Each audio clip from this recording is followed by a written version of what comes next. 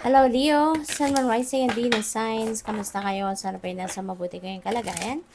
Welcome back po sa Star Tarot. At kung bago kaya dito, welcome din po kayo. Please subscribe, like, share my videos, and leave me a comment po kung naka-resonate kayo. Thank you. So first message po ninyo, we have number 44. Reclaim your power. Leo, it's about time na, no, na panindigan mo na yung sarili mo.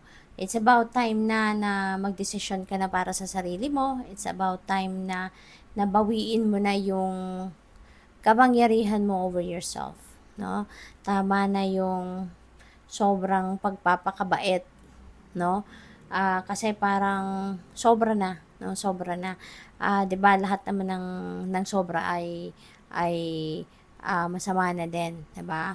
Kasi pwedeng ano na 'to yung parang um, baka even mga major decisions sa buhay ninyo siguro hindi na ninyo to nagagawa para sa sarili mo. Kasi baka kung sino man ang tao nagko-control sa'yo, parang siya na lang, no? Yung nagpapaikot ng buhay mo. Siya na lang yung nagdidikta sa'yo.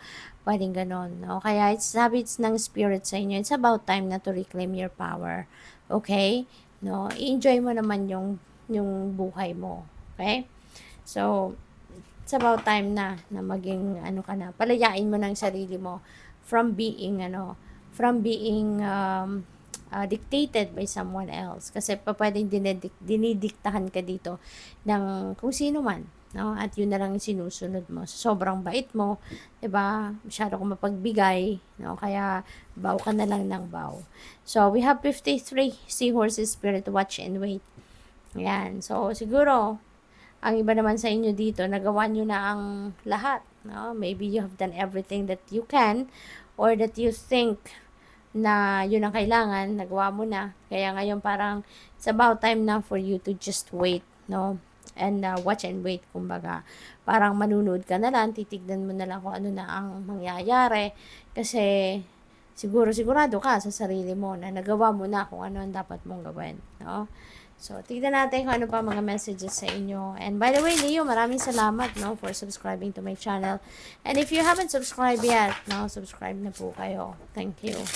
At saka there is a join button sa baba ng video po, no. So, kung interested po kayo mag-member sa channel, so yun lang po ang kiklik ninyo. We have Grand Symphony. Wow. So, parang ano to,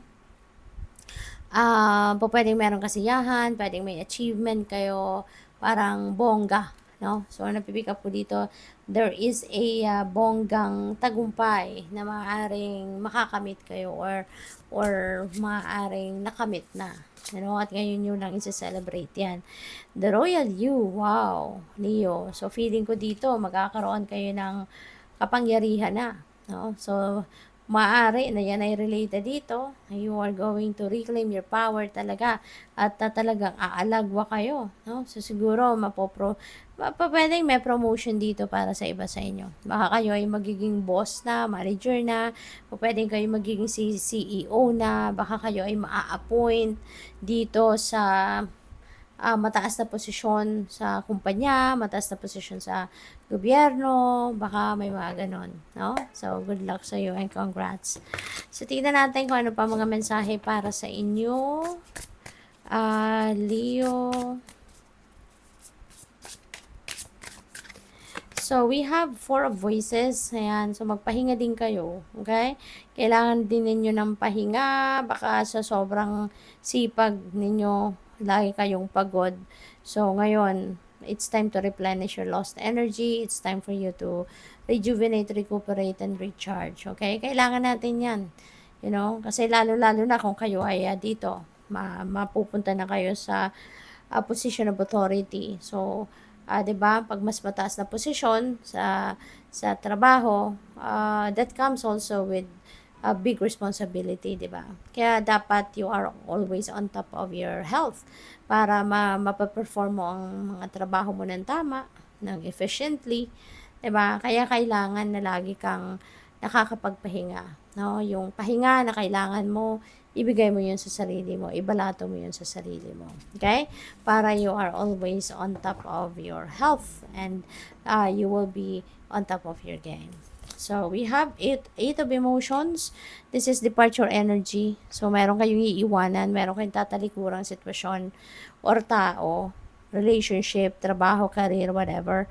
So, depende yan sa inyong sitwasyon. But definitely, you are confidently walking away from whatever that is situation na yan, na kasi alam ninyo na hindi yan ang lugar ninyo.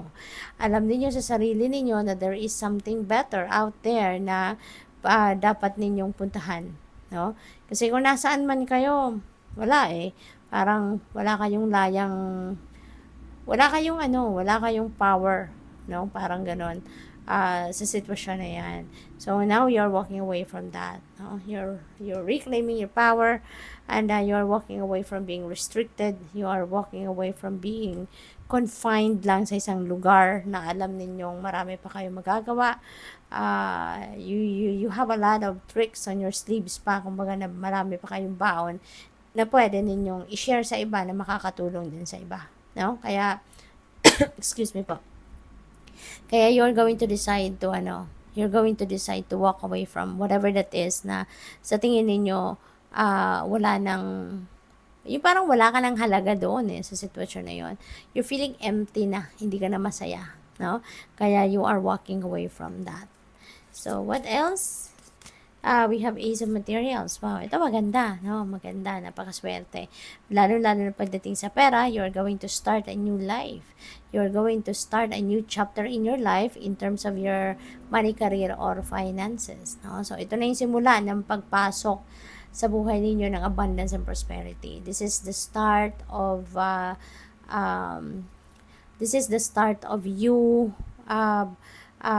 going to be prosperous and abundant. This is the start of you becoming maluwag na sa pera, diba? Meron ka ng financial comfort, financial freedom. Pwedeng yung pera na pwedeng dadating sa'yo could come from various sources. Pwedeng panalo, pwedeng may magraregalo, pwedeng may magpapamana, yung ganon, or pwedeng galing sa trabaho, no? So, good luck and congrats. So, final message ninyo, Chariot, definitely, sa lahat ng mga gagawin ninyong ito, there is success, no, that you can expect na makukuha ninyo. Kasi, alam naman ninyo, diba, na marami pa kayong magagawa.